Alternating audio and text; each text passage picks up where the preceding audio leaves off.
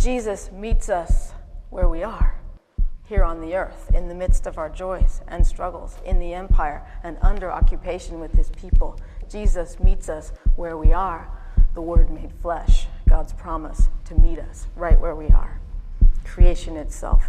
So this word that Scripture speaks of, the implanted word, this word saves your soul.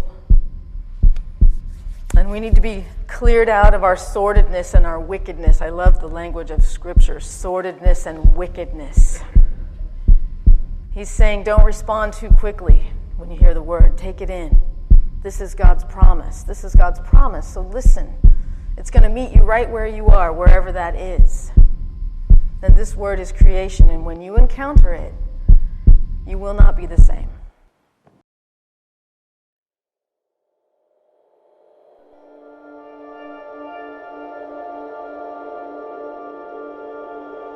I imagine the night being cold.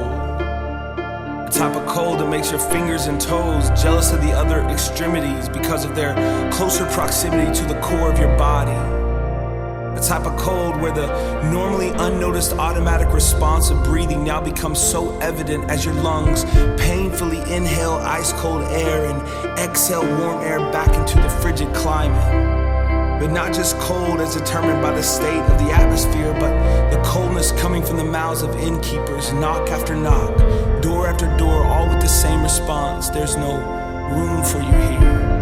I imagine the night being dark, the type of dark where you can't see anything, where you are so afraid to take a step that you turn your walk into a shuffle. The type of dark that magnifies every one of your other senses to the point where you're hearing everything from a pin drop in the room that you are in to noises over a mile away. But not just darkness as a result of the absence of light, but darkness as a result of weariness in a fight. The darkness that marks us even when it's not night, always winter but never Christmas.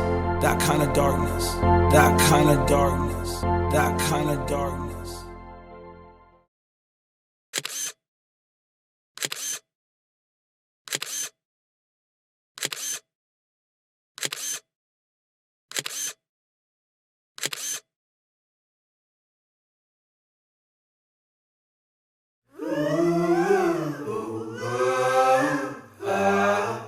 Mama said it's all right.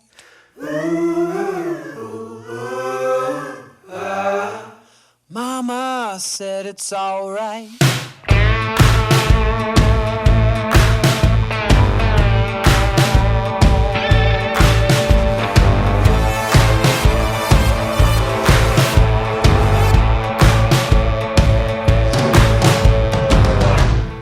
Bottle rocket skyline,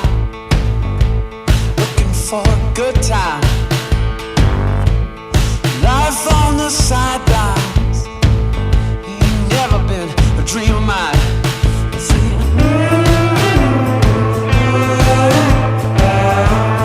Mama said it's alright.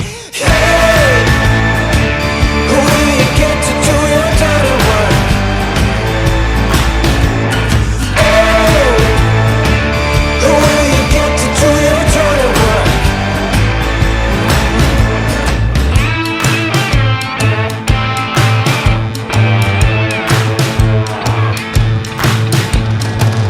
No guts, no glory. That's the priciest story. Never bite that hand that feeds. You live and learn to let it bleed.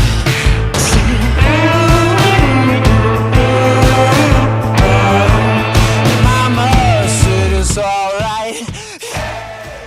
Darren Wilson described feeling small when he gripped Brown's arm to try to stop the blows.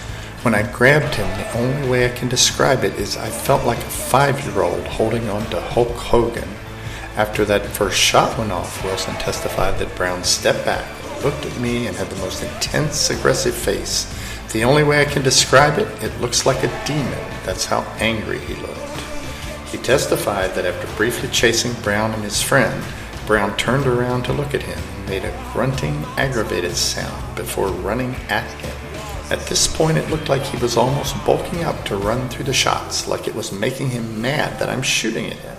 And the face that he had was looking straight through me, like I wasn't even there. I wasn't even anything in his way. Darren Wilson, Ferguson, Missouri, police officer.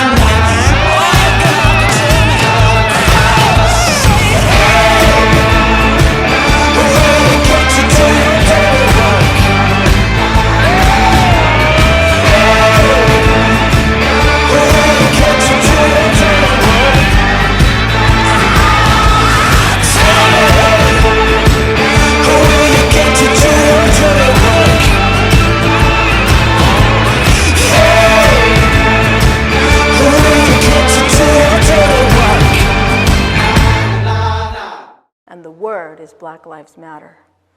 Black Lives Matter, beyond its grammar and syntax, these three words together, stating a simple truth, Black Lives Matter, is a prophetic statement, and it's a prophetic movement that seeks to liberate in the prophetic tradition of the Old Testament and of Jesus by recentering power with the preference for the poor and the marginalized and the oppressed.